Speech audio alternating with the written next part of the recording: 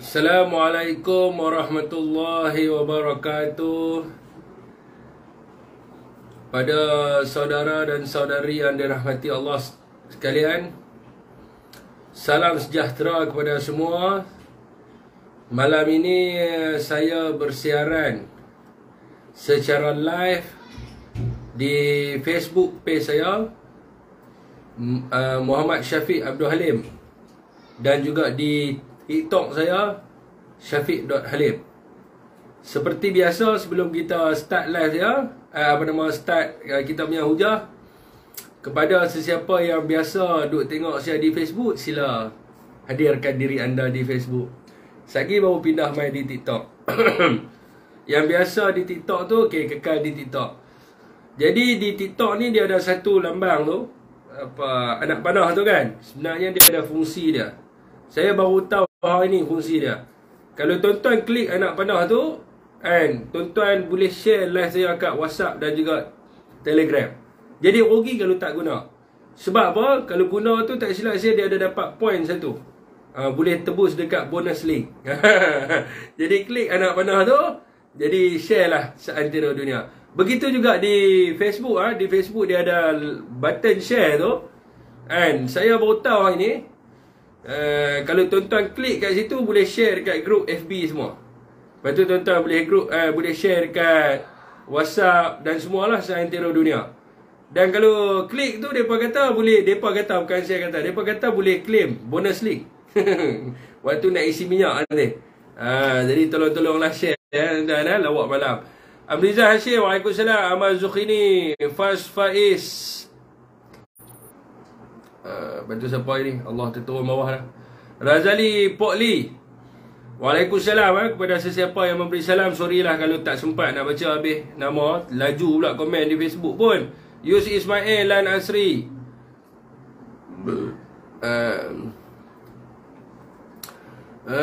Waalaikumsalam. Syazwani, Ustaz Anwar, Waalaikumsalam. Amin. Terima kasih mendoakan diri saya dan keluarga saya. Mat Kamal, Waalaikumsalam. Mat Kamal. Remy Perkasa duduk di Facebook. Pilah di Facebook, bagi view naik seantero dunia. Cikgu Nasir, Waalaikumsalam. Akmal Nasuha, Waalaikumsalam. Akmal apa ni? Bukan Akmal Nasuha, Akmal VS Nuha. Fuad Paksu, Waalaikumsalam. Mat Edi, Waalaikumsalam. Andy Utara. Muhammad Nayan, Waalaikumsalam. Jadi hari ni ada dua perkara yang telah ditipu. Orang kata apa, PM10 telah kita, tipu kita. Facebook okey, TikTok banyak ayat yang tak boleh guna. Haji Aidi Ahmad, Waalaikumsalam. Iwan, Waalaikumsalam. Saya mentor. Boleh lah kot. Ya, Waalaikumsalam. Bahari Desa, Waalaikumsalam. Okey, saya bergerak ke FB. Terbaik. Inflasi meningkat. Tajuk malam ni di Facebook saya letak tajuk inflasi meningkat. Di TikTok saya tak pasti tajuk apa di TikTok. Firdaus Erdem, terima kasih. Hentam kau Rahmat Arman, Waalaikumsalam. Syed Akmal bin Yahya. Ben ke Ben kau nak? Reformasi basi. Lah dah ada lagu baru lah ni kan. Hoi hoi ya hoi, siapa sakau duit bernas. Hoi hoi ya hoi, itu duit pesawah. Jangan kau sakau. La la la la la la la la. Waalaikumsalam Janah Guntur.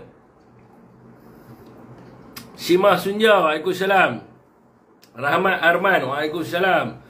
Rosli Salamon, Waalaikumsalam. Tu tengok, Tok Wan dia duduk di badan saya ni, dia nampak handsome sikit lah. Hai siapa penonton baru, terima kasih. Waalaikumsalam.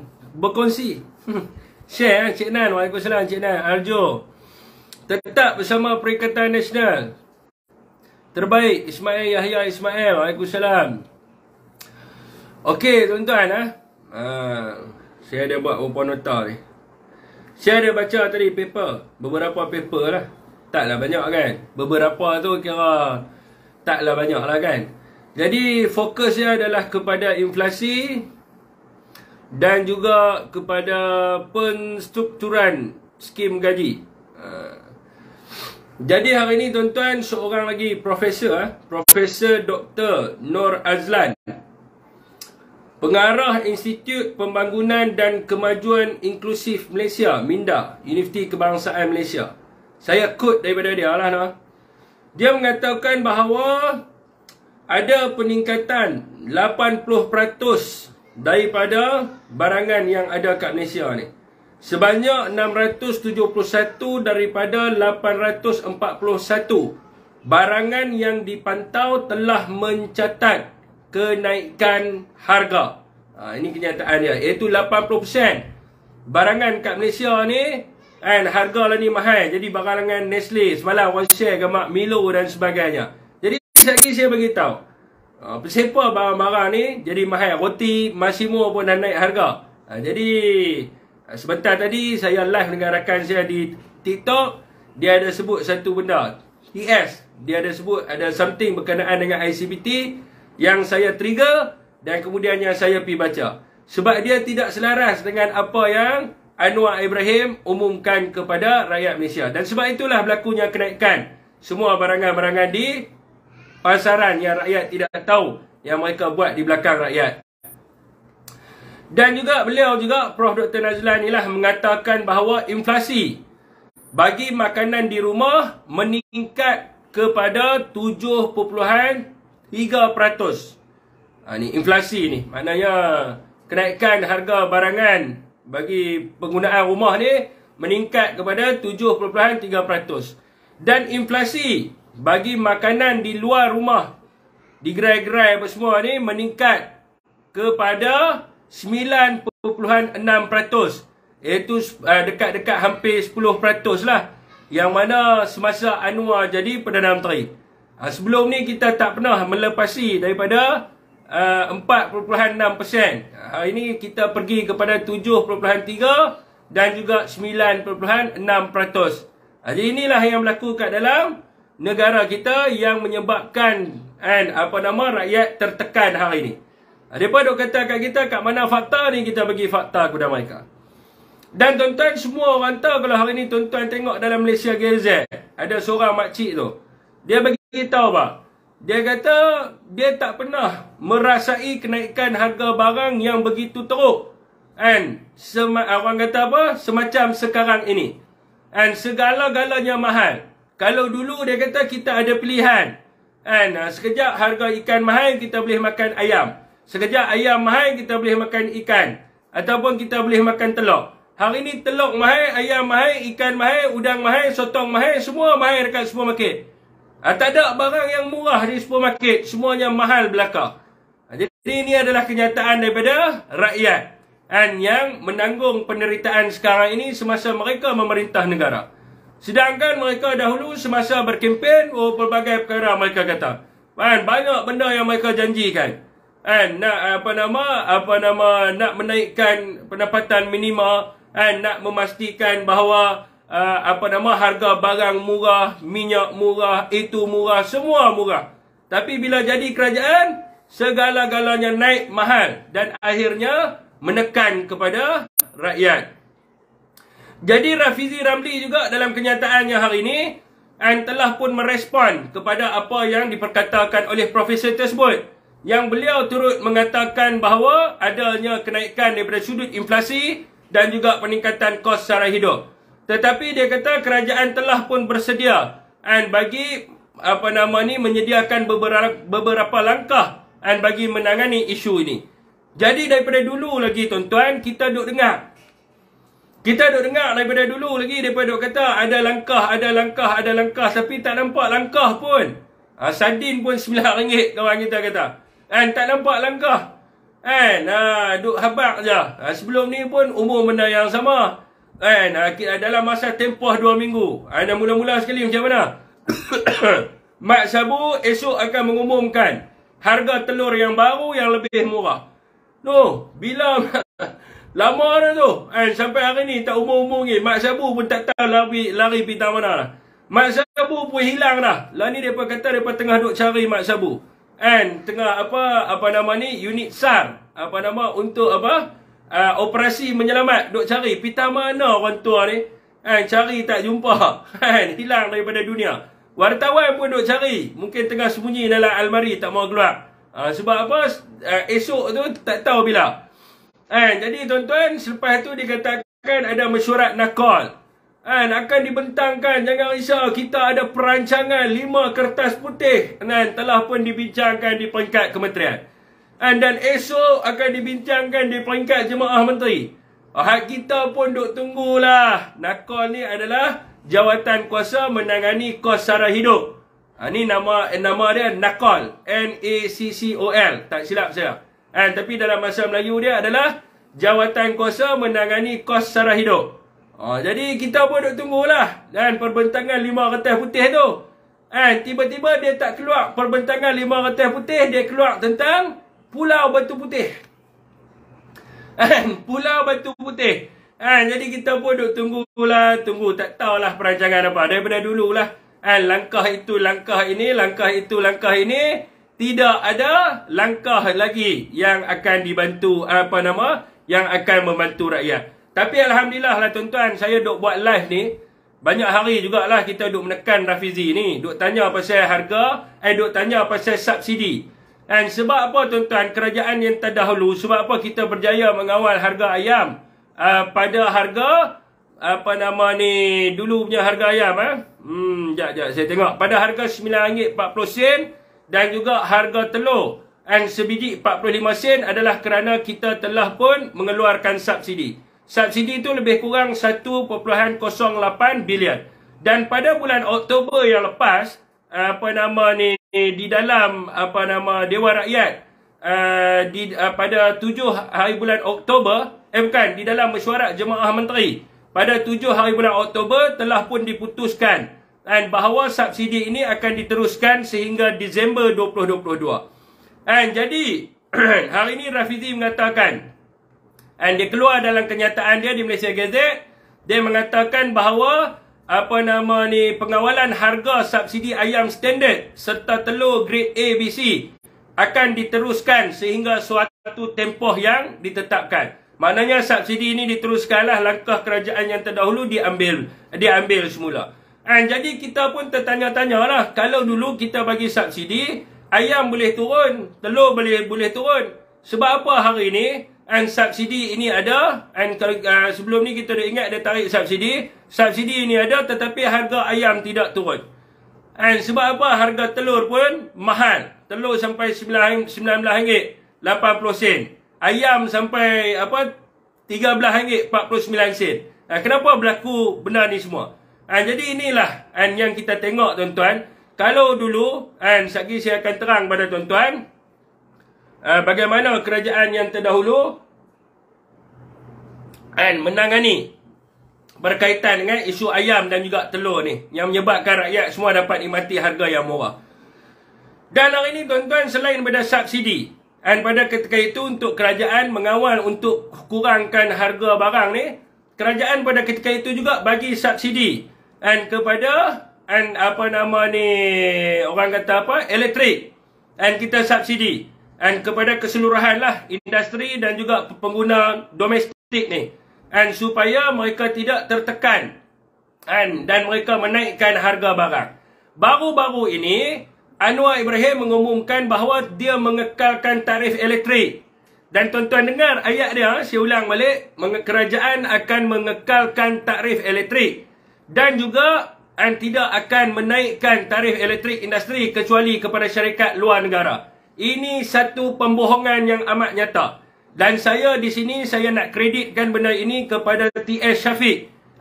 T.S. Syafiq Abdullah kerana dia membangkitkan benda ni. Dia baca tadi, saya trigger dan saya pergi check. Dalam ICPT TMB, saya nak tengok sendiri. Sebab bila dia baca tu saya terkejut. Sebab Anwar tidak akan menaikkan tarif elektrik kepada industri. Tetapi benda yang sebaliknya berlaku. Dan ini adalah pembohongan yang nyata kepada rakyat, dan sebab itulah barangan Nestle ini ini naik. Kalau tuan-tuan pergi dalam website TMB, tuan-tuan type ICPT, dan ada satu kenyataan daripada menteri, iaitu Nick Nazmi, dan di mana mengatakan pelanggan bervoltan sederhana MV dan pelanggan bervoltan high voltage ataupun voltage tinggi di kalangan pemain industri termasuk Perbadanan Multinasional MNC akan dikenakan sucas pada kadar 20 sen. Ini yang kata tak ada kenaikan ni.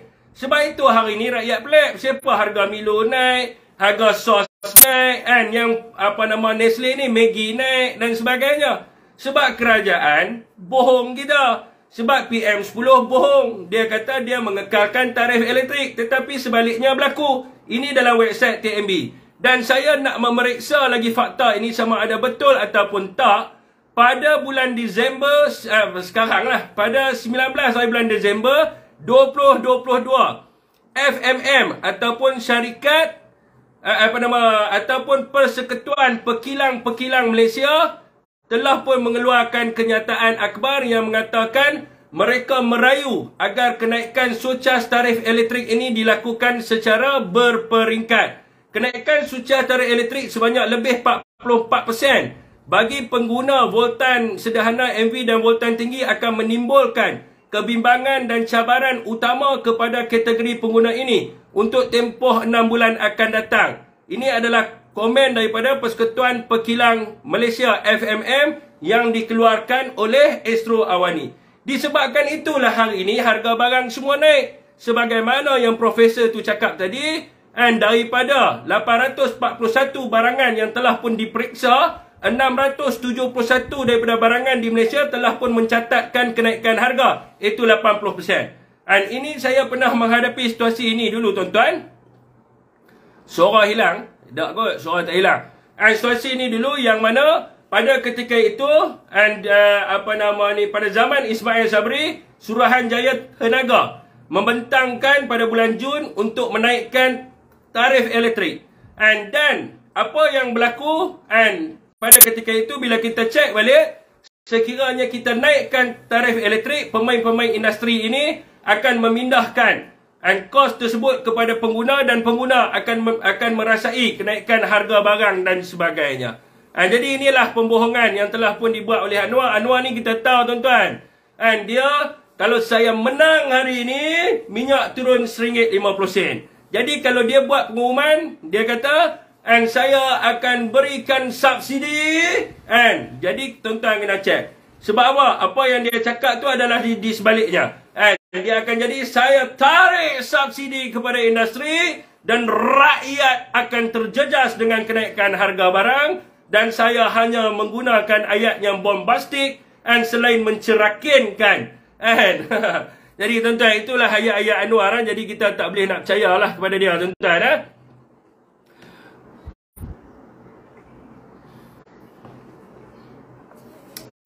Okey tuan-tuan. Kerajaan dah biasa menipu. Itu biasalah.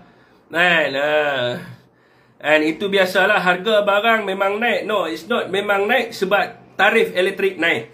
You boleh semak dengan nota yang saya bagi. Saya dah bagi tahu, you boleh cek dalam ICPT, you boleh baca sendiri ada kenaikan kepada semua pemain industri, dan you boleh baca sendiri kenyataan yang saya baca tadi dalam Astro Awani daripada Persatuan Pengilang-Pengilang Malaysia FAM, yang mana mereka mengesahkan bahawa ada kenaikan tarif elektrik bukan sikit tetapi sebanyak 44% kenaikan tarif elektrik. Boleh baca balik semula. Ini saya bagi tadi. Saya bagi rujukan dua-dua. Kalau tak boleh nak tengok lagi, tak tahu nak kata. Okey tuan-tuan, kerajaan yang terdahulu tuan-tuan, selain daripada kita memberi subsidi kepada elektrik, tuan-tuan, saya nak cerita pasal subsidi ayam yang kita bagi, yang Rafizi sebut tadi. Kita bagi subsidi bagi ayam adalah 80 sen 1 kilo. Setiap 1 kilo ayam, kerajaan subsidi 80 sen. Dan setiap biji telur, ini adalah telur ayam lah. Tadi itu ayam bulat. 1 kilo kita subsidi 80 sen. Dan bagi telur 1 biji kita subsidi 8 sen. Dan benda ini diputuskan dalam mesyuarat Jemaah Menteri bertarikh 7 Oktober 2022 sebelum kerajaan digulingkan dengan fitnah-fitnah yang waktu dan sebelum mereka menang dalam pilihan raya dengan fitnah-fitnah kononnya telur tak ada, ayam tak ada dan sebagainya, dan mereka boleh menyelesaikan berkaitan dengan isu telur dan ayam dalam tempoh masa yang dekat. YM Raja Petra dah dalam live ni. Terima kasih kerana view saya punya live YM Raja. Kalau boleh sekejap lagi boleh kita sembang-sembang sikit berkaitan dengan benda ni. Jadi pada ketika itu apabila kita mensubsidikan ayam 1 kilo 80 sen dan telur 8 sen sebiji, maka harga siling ayam standard di peringkat runcit pada ketika itu dapat dikekalkan pada harga RM RM9.40 per kilo. Dan juga harga siling telur ayam pada ketika itu semasa zaman menterinya adalah Rona Kiandi bukan Mat Sabu, bagi grade A adalah 45 sen, bagi grade B adalah 43 sen dan juga bagi grade C adalah 41 sen di peringkat runcit. Dan pembayaran subsidi ini disalurkan terus ke akaun penternak melalui Agrobank seperti mekanisme sedia ada, melibatkan penternak persendirian, peternak integrator dan juga semi-integrator dan peternak kontrak. Jadi subsidi ayam dan telur ini diteruskan hingga Disember 2022. Persoalannya di sini. Kalau kerajaan membiayai subsidi bagi penurunan harga ayam dan telur, adakah subsidi ini dinikmati oleh rakyat Singapura sekarang ini? Sebab apa? Kalau kita tengok kerajaan yang terdahulu, bila kita mensubsidikan ayam dan telur, kita menutup pintu ekspor negara kita. Dan hasil daripada subsidi itu dinikmati oleh rakyat Malaysia. Jadi ini soalan kita nak tanya kepada Rafizi. Bagaimanakah sebab dia sendiri bagi tahu bahawa kerajaan hari ini meneruskan pemberian subsidi sebagaimana yang ditentukan oleh kerajaan yang terdahulu. Kalau kerajaan yang terdahulu pintu ekspor ditutup, dan kerajaan hari ini dengan terbukanya pintu ekspor seluas-luasnya dan ayam boleh diekspor pergi ke Singapura, bagaimanakah dia dapat memastikan bahawa subsidi ini tidak dinikmati oleh rakyat Singapura? Jadi inilah yang perlu dijawab oleh Yang Amat Berhormat Menteri Ekonomi yang terhebat dalam Malaysia kita sekarang ini. Dan sepatutnya kalau kerajaan yang terdahulu boleh menyelesaikan masalah dengan tidak ada masalah ayam, tidak ada masalah telur, harga ayam yang lebih murah, telur yang lebih murah, kenapa kerajaan hari ini tidak boleh menggunakan formula yang sama yang telah pun digunakan oleh kerajaan yang terdahulu di bawah pimpinan Tan Sri Datuk Sri Muhyiddin Yassin dan juga di bawah kepimpinan Datuk Sri Ismail Sabri. Jadi tutup dahulu pintu ekspor sementara untuk menambah bekalan dalam negara kita. Dan apabila harga telah stabil, harga telah turun dan ringgit pun dah nampak stabil sikit, maka bukalah pintu ekspor secara berperingkat sebagaimana yang telah pun dibuat oleh kerajaan yang terdahulu. Okey tuan-tuan, sekarang barang-barang harga Yahudi memanglah elektrik naik 40%. Anwar kata elektrik tak naik.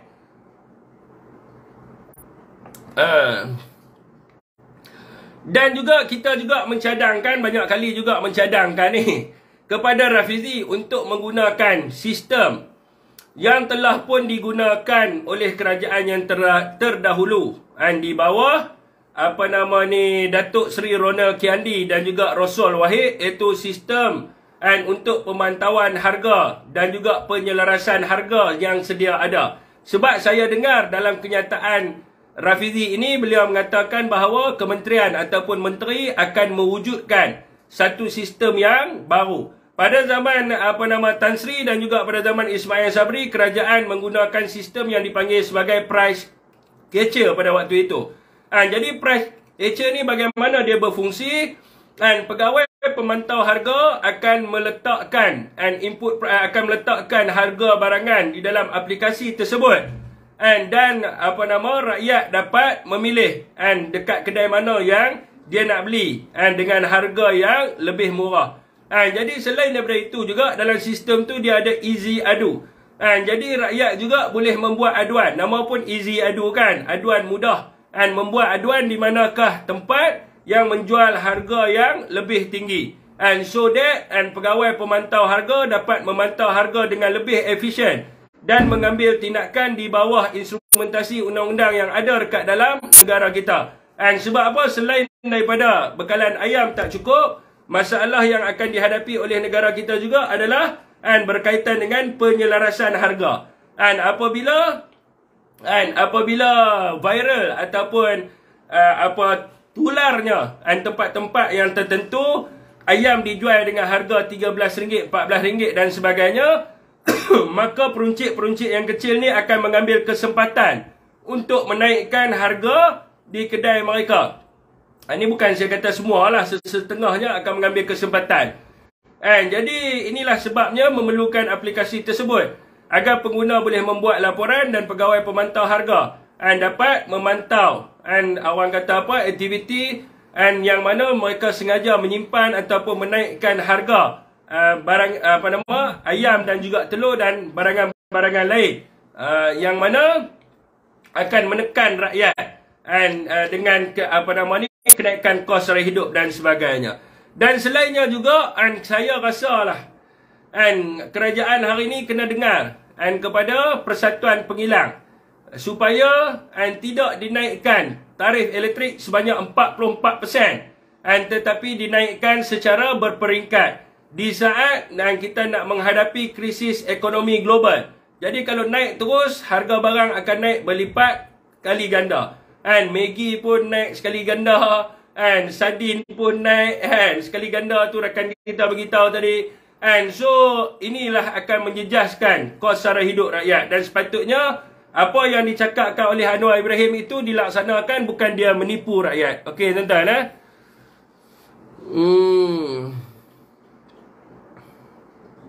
Saya terketak sikit sebab tadi Raja Petra lintas main dalam saya punya live.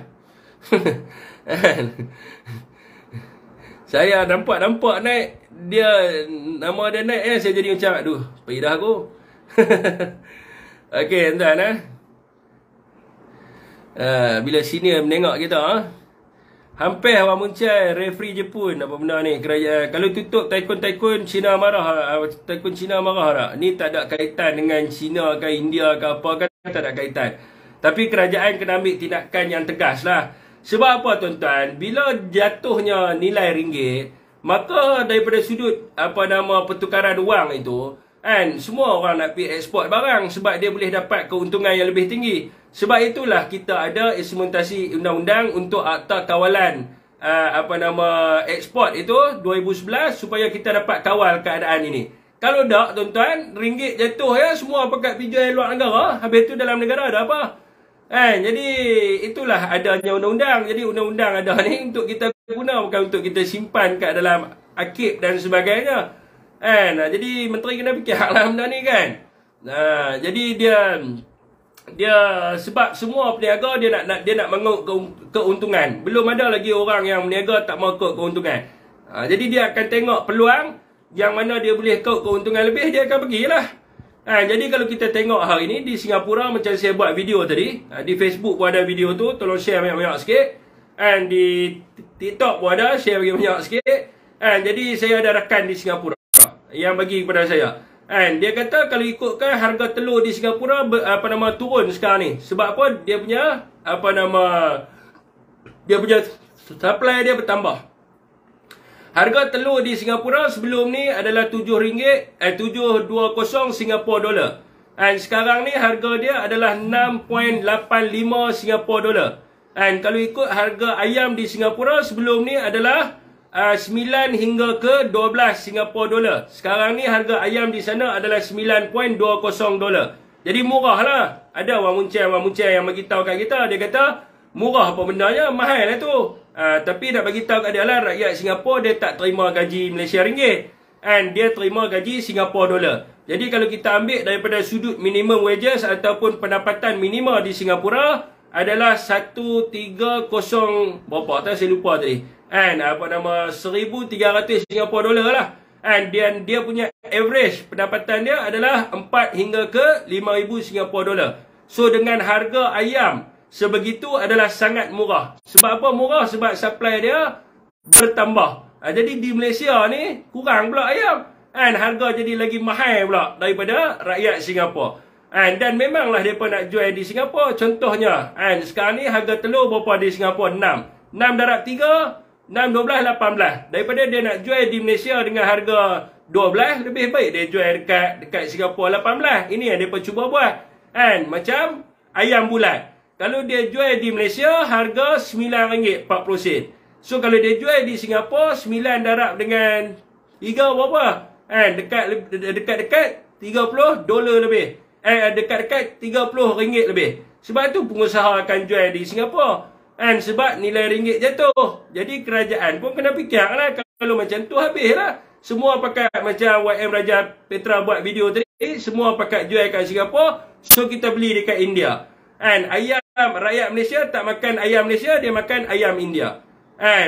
Jadi ikan pun tak makan ikan Malaysia. Makan ikan Thai. Jadi macam tu pula. Jadi kita kena kawal lah. Kita kawal. Bila ayam dalam pasaran kita dah banyak. Dah bertimbun. Maka pada waktu itu kita buka lah sikit-sikit.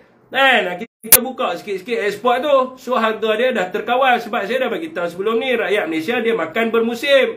Bukannya hari ni bulan ni semua sepanjang tahun semua orang makan ayam dah. Dia makan bermusim. Dia ikut kepada orang kata musim perayaan dan sebagainya. Dan juga berkaitan dengan kenaikan harga barang.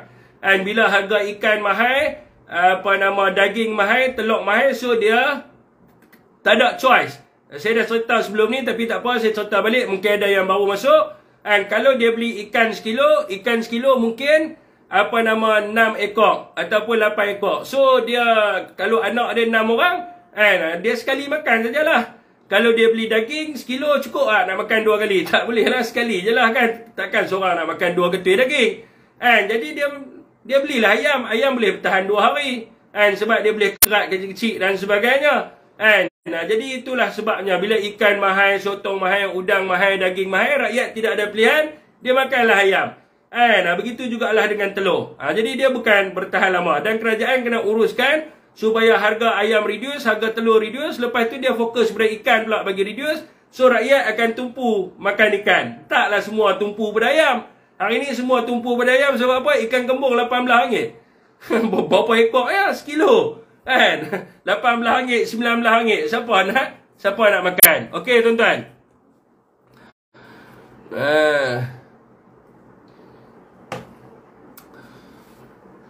Share sikit tuan-tuan.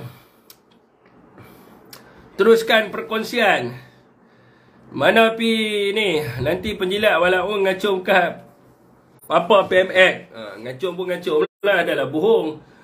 Okey tuan-tuan, yang keduanya adalah berkaitan dengan penstrukturan gaji. Saya nak menyingkap lah tuan-tuan. Semasa PRU ke-15, semua rakyat Malaysia kena kencing. Yang undi Pakatan Harapan, semua kena kencing belaka. Sebelum PRU ke-15, Rafizi Ramli, dia mengatakan bahawa apa? Pakatan Harapan akan menstrukturkan skim gaji. Negara tidak lagi boleh membiarkan majikan dan pekerja semata-mata merundingkan dan menetapkan gaji mengikut kepada kehendak pasaran. Kerana sampai bila-bila tidak akan ada kenaikan gaji dengan kadar yang cepat. Pakatan Harapan menawarkan kenaikan gaji. Dan sekiranya kita menjadi kerajaan, jika kita menang pada PRU 15, kita akan pastikan kerajaan akan mencampur tangan dalam urusan gaji dan menaikkan gaji rakyat. Semua boleh. Banon, ripo, bang non, ripo, bang non, ripo, bang non. Lah kali kena kencing. Kena kencing. Kena kencing. Kena kencing. Rapat-rapat. Mana ni? Terkoyak. Yang terkoyak tu saya minta maaf lah. Nak buat macam mana? Nak buat macam mana? Setiap orang akan rasa macam Haram jadah betul dia ni kan. Kami dulu duduk pergi kempen, tiba-tiba pemimpin kami buat tape. Saya minta maaf lah yang terasa kan, yang rasa macam panas hati ke apa ke, tak apa, silakan keluar dulu daripada live saya, pergi mandi-mandi sat dulu ke apa ke. Jangan dengar jangan stay lama. Stay lama lagi dia lagi jadi makin marah, makin panas, sebab benda ni memang hakikat. Nak guna apa semua tak boleh. Jadi itulah tambah dosa duk maki saya aja. Jadi saya faham nak terkoyak ke apa tak apa, tapi jangan marah lah kan. Nak buat macam mana reality. Kalau saya nak ulang lagi sekali pun boleh juga. Nak saya ulang, saya sanggup catik tu. Saya sanggup pergi catik setiap baik-baik perkataan di dalam ceramah Pakatan Harapan. Mungkin ada di sini yang pernah dengar kan. Jadi kita ulang lagi sekali lah bagi mereka dengar. Mereka tak berapa nak ingat ke apa kan. Kita bagi mereka dengar. Pakatan Harapan akan membuat pun strukturan skim gaji. Negara tidak lagi boleh membiarkan majikan dan pekerja semata-mata merundingkan dan menetapkan gaji mengikut kehendak pasaran. Kerana sampai bila-bila ia tidak akan naik dengan kadar yang cepat. Jika Pakatan Harapan menang pada PRU ke-15, Pakatan Harapan akan menawarkan kenaikan gaji dengan campur tangan kerajaan. Ripo Bang Non, Ripo Bang Non, Ripo Bang Non. Kena kencing basah kepala. Jadi itu adalah saya rela dikencing jadi itu adalah biasalah tuan-tuan bila dikencing oleh kepimpinan sendiri. Dan hari ini diputuskan bahawa bukan kata nak menstrukturkan semula, tetapi ditangguhkan bagi pelaksanaan gaji minima RM1,500. Dan hari ini juga tuan-tuan, MTUC ataupun Kongres Kesatuan Sekerja Malaysia menzahirkan rasa yang amat kecewa dan sedih dengan tindakan kerajaan kerana jelas ini adalah merupakan penganiayaan kepada pekerja kategori B40. Dan perkara ini telah pun diputuskan oleh Perdana Menteri dan juga Kerajaan Pakatan Harapan hari ini tanpa dibincangkan dengan persatuan-persatuan sekerja yang berkaitan. Dan mereka juga memberi pandangan bahawa tindakan ini menunjukkan bahawa Kerajaan Pakatan Harapan hari ini tidak langsung menghormati pekerja dalam membuat keputusan dasar bagi golongan pekerja. Ini adalah penganiayaan kepada pekerja dalam golongan B40. Tuan-tuan boleh pergi rujuk kenyataan daripada Kongres Kesatuan Sekerja Malaysia MTUC. Sebab apa tuan-tuan? Hari ini mereka menaikkan tarif elektrik. Berlakunya kenaikan harga barang. Tidak boleh mengawal daripada sudut kenaikan harga barang dan sebagainya. Tetapi betapa kejamnya kerajaan hari ini kepada B40, mereka lagi mengurangkan gaji B40 ini. Dan mereka-mereka yang terlibatnya, kebanyakannya adalah daripada golongan B40. Tuan-tuan bayangkanlah, contohlah saya dah bagi tahu, syarikat yang tidak lebih 5 pekerjanya, maka dia tak perlu bayar 1,500. Anwar mungkin melihat ini adalah gerai goreng pisang dan sebagainya. Goreng pisang pun untung pun lebih juga tuan-tuan. Bukan tak boleh bayar pendapatan minima 1,500 tu. Jadi Anwar mungkin melihat benda ni simple saja. Bagaimana dengan syarikat-syarikat lain? Sebagai contohnya klinik ke, klinik ada 2 staff saja, tapi doktor dia untung lebih. Dia tak payahlah bayar staff gaji kerani itu 1,500. Dan dia bayarlah 900 kan, 1,200 kan dan sebagainya. Begitu jugalah dengan staff-staff kat mana lagi, cleaner. Mungkin dia pakai 2-3 orang saja cleaner, dia tak perlulah bayar gaji 1,500. Jadi golongan-golongan ni lah yang akan terjejas. Pekerja-pekerja seperti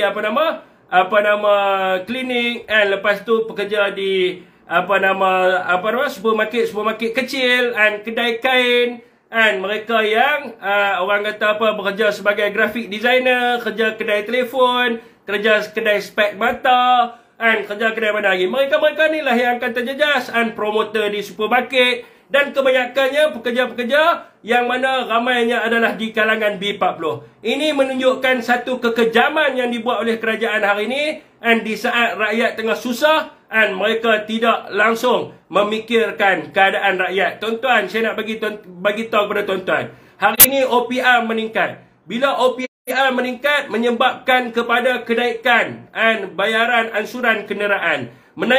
Menyebabkan kepada kenaikan sewa rumah, menyebabkan kepada kenaikan pinjaman peribadi. Lepas tu hari ini dia naikkan tarif elektrik. Bila dia naikkan tarif elektrik, menyebabkan kepada kenaikan harga barangan di supermarket lebih kurang 80%. Barang-barang melibatkan kenaikan harga. Barang-barang basah pun naik. Saya nak bagi tahu kepada tuan-tuan, mungkin PM ni tak tahu. Saya nak bagi tahu kepada dia. Rakyat di bawah hari ini susah, wahai Perdana Menteri yang ke-10, yang amat berhormat Bang Non. Sewa rumah hari ini, kalau dia duduk di Selangor, di Kuala Lumpur, minima adalah RM1,000 ke atas.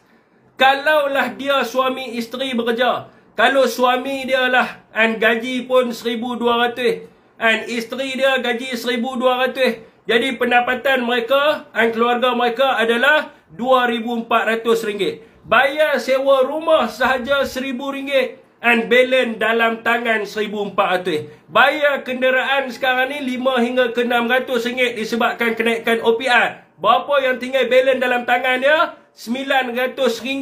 Kita tengok pula, dia nak makan apa? Dia nak pergi kerja, bayar LRT, bayar minyak, tol dan sebagainya, utility di rumah dia, dia nak kena bayar air, elektrik, internet dan sebagainya. Apa yang tinggal untuk rakyat B40 ini makan? Adakah PMX ini tidak memikirkan? Nama pun PMX macam basikal BMX. Adakah otak macam basikal BMX? Tidak memikirkan nasib golongan-golongan B40 sekarang ini. Saya nak bagi tahu kepada saudara semua, kebanyakan B40 hari ini mereka makan satu hari sekali sahaja. Sebab itulah banyak yang jatuh. Baru ni kita tengok rider Grab tengah buat motor jatuh. Sebab apa? Adakah Perdana Menteri tak fikir? Perdana Menteri tak fikir ke? Dia nak keluar sarapan pagi hari ni, nak beli nasi lemak mahal, tuan-tuan. Ayam naik harga. Tuan-tuan bayangkan, saya pergi sarapan, saya pergi makan malam baru ni. Saya makan seorang saya saja di kedai mamak. Nasi putih, togek, ayam. Berapa? RM28.40. Ada orang kata saya ambil dua ketui ayam. Satu ketui ayam RM7. Okey, buang ayam seketui RM21.40. Adakah harga yang relevan sebulan berapa? Hari ni rakyat pagi nak sarapan pun tak ada duit. Telur naik harga. Orang jual nasi lemak pun mahal sekarang ini. Pagi nak sarapan tak boleh, harga roti pun mahal. Nak beli jam pun meningkat harga di supermarket. Tengah hari tak berani makan kat luar sebab duk fikir ni. Anak nak sekolah. Nak fikir nak bayar yuran. Nak fikir nak beli baju. Ni anak nak masuk tadika yuran. Nak beli baju untuk anak pergi sekolah. Nak beli kasut dan sebagainya. Tengah hari tak makan. Balik petang lunyai jalan macam tu, bawa motor pensan tepi jalan. Malam baru nak makan di rumah. Rakyat hari ni satu kali je makan. Di zaman PMX ni, Anwar Ibrahim ni. Jadi Perdana Menteri, rakyat teruk terseksa. Tapi dalam kempen pilihan raya janjikan ini, janjikan itu, janjikan ini, janjikan itu, semua boleh turun. Minyak RM1.50, semua boleh turun, tapi apa pun tak turun. Jadi kena fikir sikitlah berkaitan dengan ni. Jangan duk jaga kumpulan-kumpulan kapitalis yang kat atas ni. Mereka mengaut keuntungan berlebihan. Sepatutnya kerajaan membela rakyat, bukan kerajaan membela kapitalis-kapitalis ke atas. Tapi zaman Anwar ni daripada dulu terkenal, Anwar menjaga kapitalis berbanding dengan rakyat. Sebab itulah dia nak menahan kepada kenaikan gaji 1,500 ni. Sebab apa? Nak jaga ni lah golongan-golongan ni. Sebab mereka ni semasa mereka menjadi pembangkang dan sebagainya, mungkin mereka difund oleh golongan ni. Bila mereka jadi kerajaan, geng-geng ni lah yang pegang telur ni bah. Sebab tu mereka tak berani sekat ekspor telur pergi Singapura. tak berani sekat ayam pergi Singapura dan sebagainya. Sebab mungkin kemungkinan dipegang telur mereka oleh golongan-golongan ini. Dan di akhirnya rakyat yang terseksa. Dan siapa yang mengundi mereka ni semua kena kencing, kena tipu sahaja.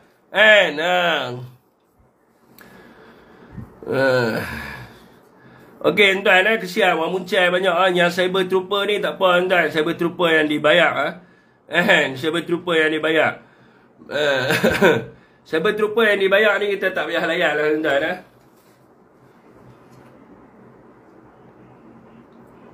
Ya, pengundi jadi mangkuk tanah.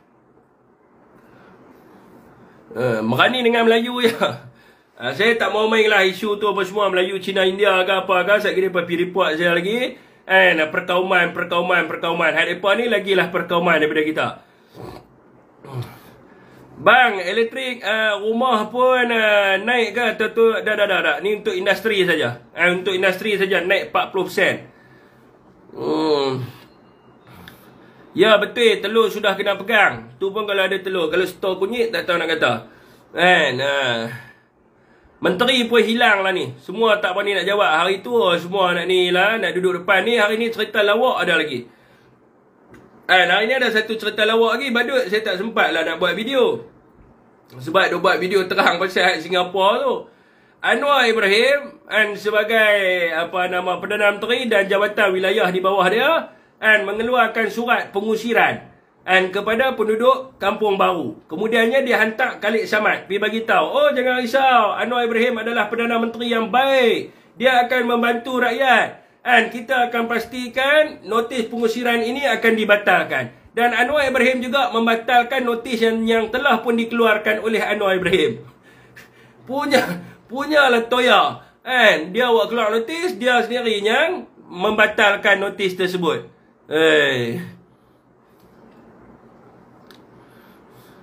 Waalaikumsalam. Minyak masak 25 hari ni. Kau bodoh ke apa? Ya ke minyak masak 25? Kalau kita minta resit, dia boleh bagi ke? Kalau kita minta resit dan sebagainya kepada dia. Sedangkan dalam kenyataan Rafizi sendiri pun, kalau tuan-tuan tengok di Malaysia Gazette yang saya baca tadi, dia ada sebut pasal minyak masak. Dan dia ada bagi tahu bahawa berlakunya kenaikan harga minyak masak dan juga pengurangan minyak masak dalam pasaran. Dalam kenyataan yang saya bagi tahu kepada saudara tadi yang melibatkan berkaitan dengan subsidi. Kerajaan sedia beberapa langkah tangani isu inflasi kos sara hidup. Dalam tu ada cerita pasal minyak masak. Pergi baca kenyataan tu. Kalau Menteri Ekonomi sebut bahawa kita ada masalah dengan cyber trooper sebut, mana betul lagi? Menteri sebut lah, takkan kita nak ambil cyber trooper sebut. Mestilah kita ambil yang Menteri sebut. Kalau kita nak buat tesis ke apa, kan bukan kita boleh kod cyber trooper. Kita kena kod Menteri. Menteri kata ada masalah, dia kata tak ada masalah. Dia sebab apa dia kata tak ada masalah? Sebab bos dia kata, aku bayar hang sebulan 5,000, 6,000, kerja hang apa? Kerja hang cakap semua tak ada masalah. Walaupun telur harga 19.8, hang kata tak, hang beli telur harga RM3 saja. Walaupun ayam harga jual RM9, tapi hang bagi tahu kat rakyat kata kat tempat hang RM4 saja ayam. Jadi itulah yang mereka buat hari-hari. Okey tuan. PM baru sebulan saya nak bagi tahu kepada anda semua dekat United Kingdom. Saya dah bagi tahu dah Saidina. Sebelum ni Liz Truss. Dia macam Anwar juga lah, pumpang. Dia angkat sumpah Perdana Menteri bulan September tahun 2022. Jadi dia dalam tempoh 45 hari dia letak jawatan. Sebab apa dia letak jawatan? Sebab dia gagal untuk membentangkan mini bajet dia. Dia gagal dalam pengurusan ekonomi dan dia gagal dalam orang kata pelaburan asing. Jadi dia bukan lama pun 45 hari letak jawatan. So bermakna di sini negara barat menunjukkan kepada kita 45 hari Perdana Menteri boleh buat macam-macam. Tambahan pula daripada sudut berkaitan dengan kesihatan dan juga berkaitan dengan jaminan makanan kepada rakyat. Adakah hari ini sekiranya rakyat tidak ada benda nak makan, adakah menteri akan jawab, relax lah, aku baru jadi kerajaan 30 hari, hampa puasa lah dulu, 100 hari nanti apa makan lah. Tak sampai 100 hari lagi. Adakah dia nak kata itu? ataupun melibatkan kesihatan.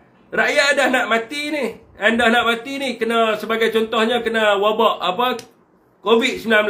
Kena ni duk sesak nafas, oksigen tak ada apa semua ni. Kerajaan kata apa? Anwar kata apa? Relax Aku bawa kat sumpah 30 hari pun tak sampai lagi. Cukup 100 hari aku beli vaksin. Macam tu. Adakah macam tu? Inilah andaian bagi orang Pakatan Harapan.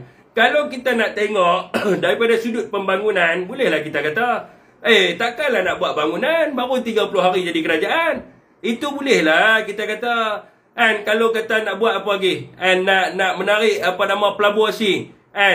Orang kata apa? Orang bertikai. Apa benda lah Anwar pelabur tak ada apa semua. Baru 30 hari macam mana aku nak tarik pelabur sampai 100 bilion, 200 bilion. Itu bolehlah kata. Tapi isu makanan rakyat, nak kata apa? Baru 30 hari. So, tunggulah 60 hari tak payahlah makan telur. Puasa lah dulu. Ayam semua tak payahlah makan. Relax dulu. 100 hari nanti kita makan lah. Macam tu. Jadi orang Pakatan Harapan ni bagi ada otak sikit lah dalam berfikir ni kan. Gunakan dia panggil sebagai critical thinking. Saya pun tengok dalam live anda sebelum ini anda duk maki je. Sanggup buat live untuk maki. Syafiq Alim ni bangang, Syafiq Alim ni bodoh. Syafiq Alim ni apa, macam-macam lah duk kata. Tapi lah ni saya tengok ada improvement lah. Bila saya pergi masuk dalam live orang Pakatan Harapan lah ni, tengok bagus lah. Sebab apa? Bila Rafizi sebut tentang keanjalan, Rafizi sebut tentang supply and demand, mereka pun hari ni semua pakai cerita lah. Tentang semua nak tahu tak apa benda supply, apa benda demand. So nampaklah improvement sikit kat situ. So pasal 30 hari ni pun tolonglah belajar sikit, critical thinking sikit, bagi nampak cerdik sikit. Jangan bagi alasan jangan bagi komen-komen yang nampak macam loh dia ni apa benda ni kan, bangang apa kan. Jangan jadi macam menteri anda. Tek screen.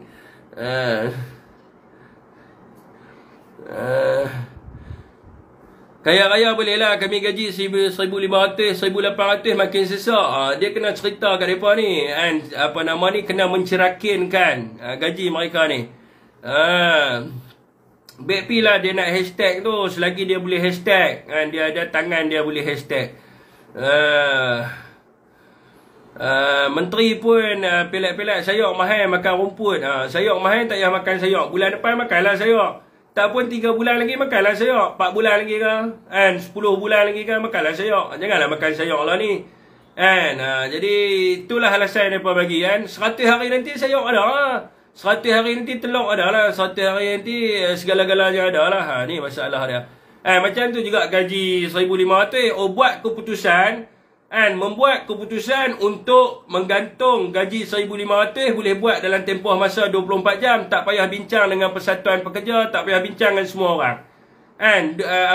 Tak sampai 100 hari. Boleh kurangkan gaji rakyat. Boleh naikkan subsidi, orang kata boleh naikkan tarif elektrik. Itu tak sampai 30 hari. Semua boleh buat. Tapi kalau benda-benda ni ni tak cukup lah 30 hari. Okey tuan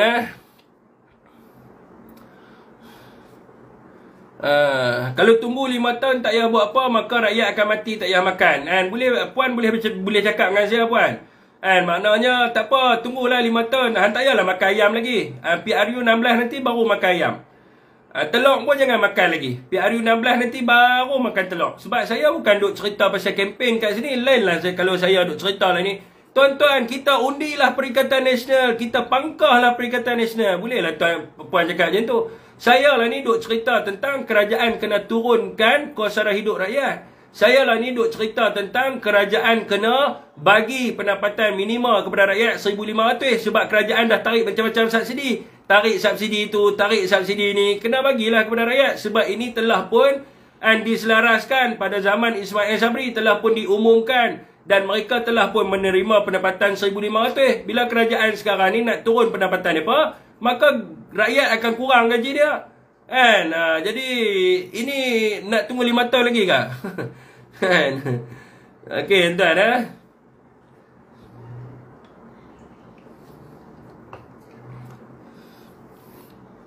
Sebabnya menteri yang ada sekarang ni kerajaan bersih downgrade. Menoreh tak sampai RM200. Ni pun pesawah-pesawah duk tanya ni. And 10 juta dah ambil dah ni daripada Bernas ni. And nak masuk lah ni 26 hari bulan. Ambil hari tu 8 ke 9 hari bulan ambil hari tu. Kan? 10 juta. Lah ni dah 27 hari bulan. Kata bulan Disember dah bantuan kepada pesawah. Lagi 4 hari dah masuk bulan Januari. Bulan Januari dapat 50 juta pula. Kan? Jadi bila nak bagi kat pesawah ni, kesianlah kat pesawah yang kena banjir dan sebagainya. Saya dengar pesawah-pesawah di sebelah utara dah mula nyanyi dah lagu. Kan? Duk nyanyi, hoi hoi ya hoi, siapa sakau duit Bernas. Hoi hoi ya hoi, itu duit pesawah. Jangan kau sakau. La la la la la la la la. Kan? Jadi tolong selesaikan cepatlah bantuan pesawah tu. Kalau nak cerita bantuan RM200 pesawah tu memang dah ada dah. Dalam bajet tahun 2022. Jadi memang dah masuk dah bantuan 200 sampai bulan Disember. Kalau Bang Non kata 200 tu termasuk dengan duit yang Bernas bagi, jadi kita nak tanyalah. Kita nak tanyalah 10 juta tu pergi kat mana? Okey tuan-tuan, tapi duk nampak macam, saya tak tahu nak kata lah kan, nampak macam kerajaan hari ni cacat merbah lah. 150 bantuan sekolah tu pun sebelum ni kerajaan sebelum ni tak pernah bagi ke bantuan sekolah. Saya nak tanya, seolah-olah Anwar Ibrahim ya pernah bagi bantuan sekolah, sebelum ni tak pernah bagi ke? Sebelum-sebelum ni tak pernah dapat ke? Okey. Report semua macam APH. Cuma sekarang ni wakil-wakil rakyat pun boleh dapat juga bantuan sekolah tu, sebab semua orang boleh dapat.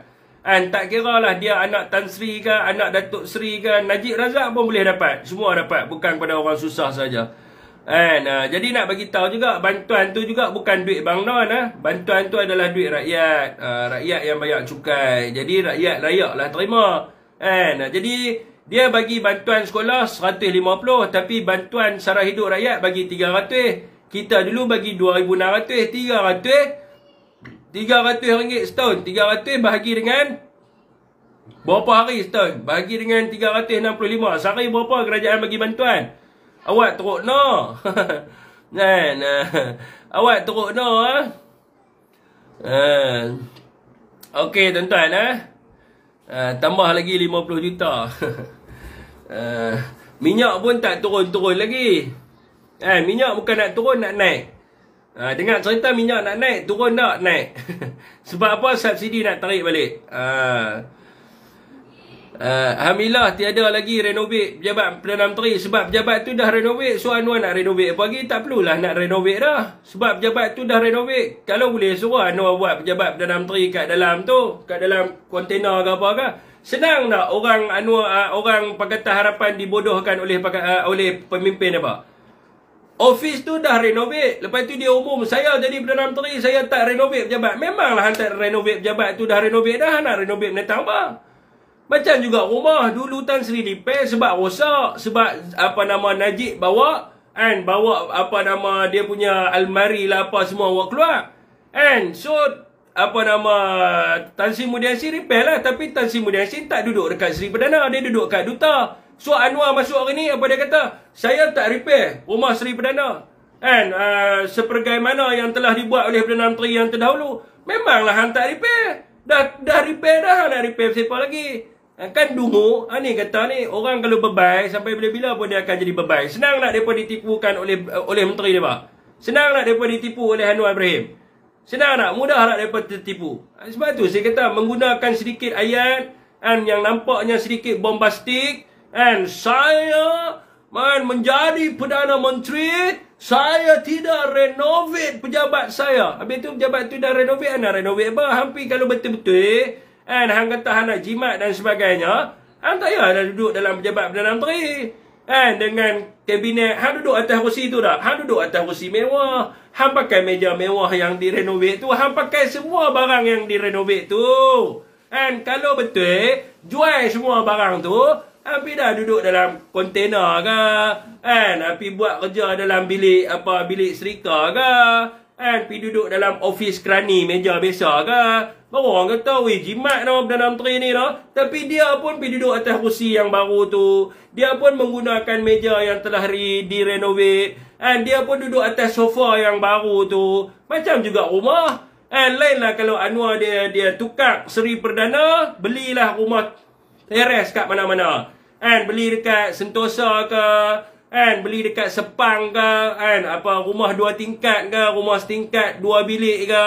Bolehlah tahan. Ini Anwar pun duduk dekat Seri Perdana. Dia pun letak jubuk dia dekat atas sofa yang baru tu. Dia pun tidur atas tilam yang dia kata direnovate dan sebagainya. Lepas tu orang-orang Pakatan Harapan begitu bodohnya mengatakan bahawa tidak ada lagi renovation. And Banon berkata, oh, pengikutku semua bangang semua.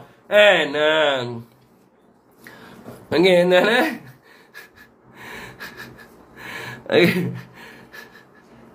kesian kan apa? Pihir rela dia kencing.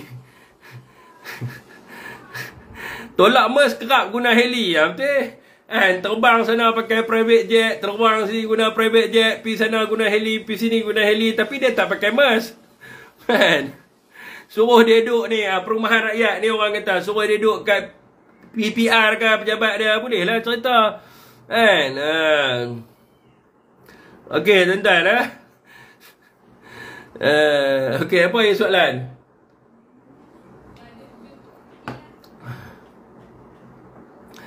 Sekarangnya tak pakai MERS 2 juta. Tengok MERS yang dipakai oleh Menteri Pulau Pinang, Ketua Menteri Pulau Pinang. Kan? Lepas tu tengok pula mereka pergi mana-mana semua pakai private jet. Adakah Tan Sri Muhyiddin Yassin pakai MERS tu? Adakah Ismail Sabri pakai MERS tu? Tak ada siapa pun pakai. Tan Sri Muhyiddin Yassin pakai Belfire lama. Kan? Kira Anwar kira hebat lagi lah dia pakai kereta tu. Tan Sri pakai Belfire yang lama tu, yang second model ke yang first model? Dia pakai kereta dia sendiri, dia tak pernah pakai mana. Kalau ada gambar Tan Sri Muhyiddin Yassin naik S600 tu, tunjuk mai. Kan? Tunjuk mai. Dan nak bagi tahu kepada hampa semua, yang duduk sebelah Anwar lah ni tu, yang duduk sebelah Anwar tu, dia adalah Presiden UMNO. Dan kerajaan sebelum ini, kerajaan yang diterajui oleh UMNO. Kalau nak cerita pasal S600 tu hak sebelah ya. Kat dalam Dewan Rakyat tu dia macam tu ya. Dia macam sebelah ya. Tak jauh pun. Dia sebelah, dia tengok macam macam tu. Tanya yang sebelah tu. Dia tahulah kan. Jangan lupa cari makan mana setiap hari Jumaat. Nak sembahyang Jumaat buat banner yang memang belum ada lagi sejarah Perdana Menteri buat banner sembahyang Jumaat. Hanya PM10 je. Semua masyarakat dijemput, kan? PM10 Anwar Ibrahim akan turun bersembahyang Jumaat di masjid ni. Full banner, punya besar. Gambar mana dia pantang dulu kat saya. Dekat dalam grup saya. Pakai banner. Dulu Tan Sri Muhyiddin dia sembahyang dekat Masjid Besi kat Putrajaya. Tak pernah orang tengok orang buat banner besar-besar pun kata, oh, Tan Sri Muhyiddin Yassin akan sembahyang di Masjid Besi. Tak ada kan? Okey, tuan Yang sebelah tu ni bisa kontut. Kes YNDP diteruskan atau dibuang kes Syafiq? Tak tahu nak kata lah. Sebab lah ni dia kata kita lupakan perkara yang lama, kita mulakan cerita yang baru. Belum ada dalam sejarah orang sembahyang Jumaat kena tangkap. 5 tahun ya, lamanya lagi nak tunggu PRU 15. Penyokong, tuan-tuan, perkataan yang menghina peribadi jangan gunakan. Sekali dengan saya, dengan tuan-tuan semua jalan. Jadi saya buat penugaran. saya buat orang kata apa? Saya buat sedikit teguran kat situ. Jadi saya pun tak pernah panggil beliau dengan perkataan al ke apa ke, saya tak pernah panggil. Jadi tuan-tuan pernah tengok live saya lama. Saya tak pernah memanggil beliau dengan perkataan sebegitu. Kalau lewat datang sekolah tu tak apa. Lewat datang sekolah tak apa. Gunakan perkataan yang orang kata apa, yang mudah dipaham. Hak tu dia tak faham. Lewat datang sekolah tak apa. Malas nak dengar. Tak mau subahat dengan awak lah. Takut dosa mengumpat.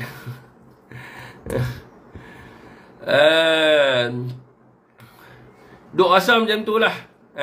Duk rasa macam tu. Okey tuan-tuan, di Facebook saya rasa setakat tu saja untuk malam ni. Wabillahi taufiq wa hidayah. Wassalamualaikum warahmatullahi wabarakatuh. Saya akan bersiaran di TikTok, siaran live di TikTok.